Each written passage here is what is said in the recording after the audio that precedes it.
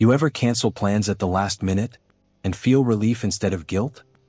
Like your friend texts, "Hey, you still coming tonight?" And your first thought isn't, "Yes." It's, "Please cancel. Please cancel." Yeah. If that's you, most people would call you lazy, or antisocial, or boring. But here's what most people get completely wrong.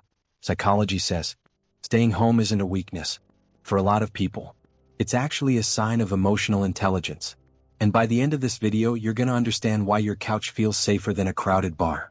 And why that's not something to fix, it's something to understand. Stick with me. The world never shuts up. Let's be real for a second.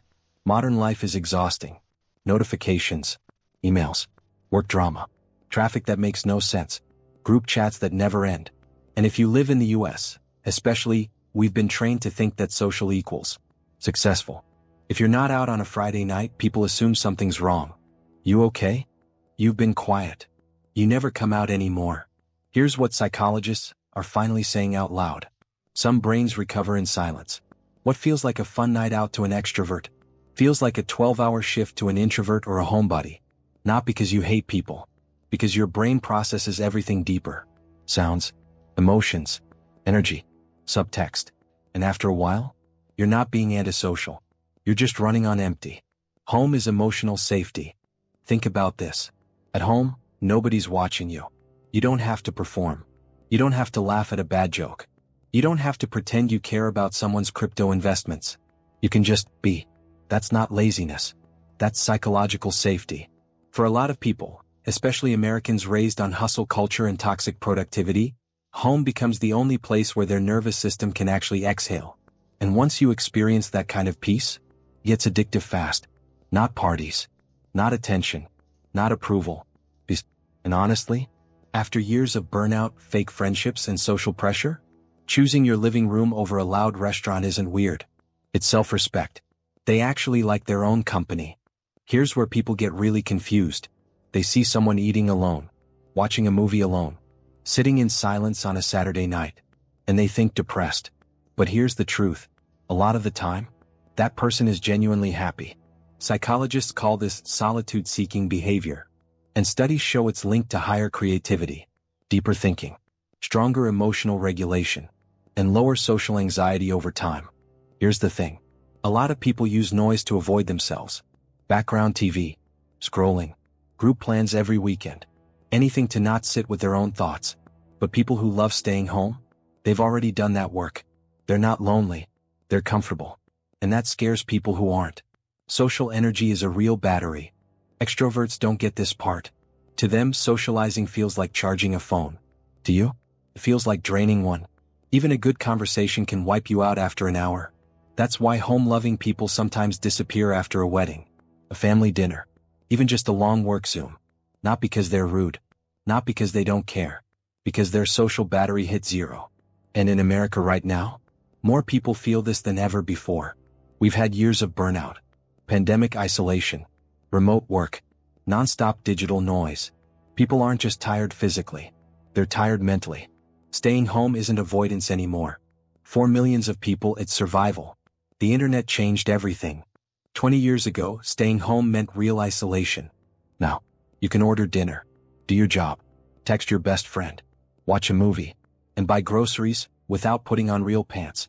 The world quietly rebuilt itself for homebodies. And psychology experts noticed something interesting. People started realizing they were happier with fewer obligations, less fake connection, less gossip, less emotional clutter. That's why phrases like, "protect your energy," "peace over people," "I choose the couch," went from jokes to actual life mottos. Because deep down, millions of people weren't broken. They were just exhausted from performing happiness. The dark side no one talks about. Now, I gotta keep it real with you. There's a difference between loving peace and hiding from life. Sometimes staying home is healthy. Sometimes it's a warning sign. If you genuinely feel happy, creative, and calm at home, great. No problem. But if you feel anxious just thinking about leaving the house, if you cancel plans and feel relief and then guilt, if you've lost touch with everyone except delivery drivers, that might not be self-care anymore. That might be avoidance. The human brain loves comfort zones, even bad ones. So here's the rule I want you to remember. Enjoy your home.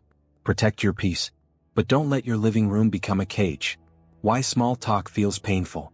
One thing almost all home-loving people have in common. They hate small talk. What do you do for work? Hot enough for ya? So, any weekend plans? It's not conversation. It's a script. And your brain knows it. People who love staying home don't want more friends. They want real connections. They'd rather have one 2-hour deep conversation at 11 p.m. on a Tuesday than 20 surface-level hellos at a party. That's not antisocial. That's selective. Quality over quantity. Every time. The truth most people won't admit. Here's the uncomfortable truth. A lot of people are terrified to be alone. That's why they need constant noise, constant plans, constant validation. Silence forces you to face yourself. And not everyone likes what they see. But people who genuinely love staying home? They've already done that mirror check. They know who they are without an audience, without likes, without plans. And honestly, that's rare. That's not weakness. That's a superpower. So look, if you've ever felt guilty for loving your quiet life, stop. You're not broken. You're not boring. You're just protecting your peace in a world that never stops yelling. Now real talk, does this sound like you? Comment below, home, if you choose the couch every time. And hey, if you want more videos on psychology, habits, and how your brain actually works, subscribe and hit the bell. Because the next one might explain you even better. I'll see you in the next one. From my couch to yours.